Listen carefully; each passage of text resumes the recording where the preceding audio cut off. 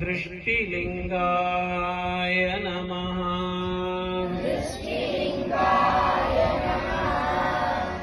नेत्रलिंगाय नमः।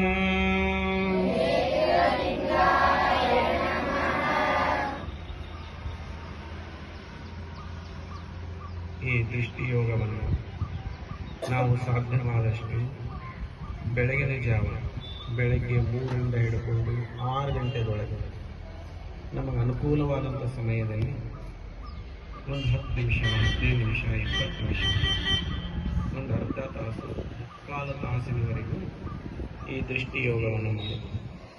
ಇದನ್ನು ಸ್ನಾನ ಮಾಡೇ ಮಾಡ್ಬೇಕಂತೇನಿಲ್ಲ. ನಾವು ಬೆಳಗಿನ ಜಾವ 3 ಗಂಟೆಗೋ 2 ಗಂಟೆ 3 ಗಂಟೆಗೋ 4 ಗಂಟೆಗೆ ಎದ್ದು ಮುಖ ತೊಳ್ಕೊಂಡು ನಮ್ಮ ಹಾಸಿಗೆಯಲ್ಲೇ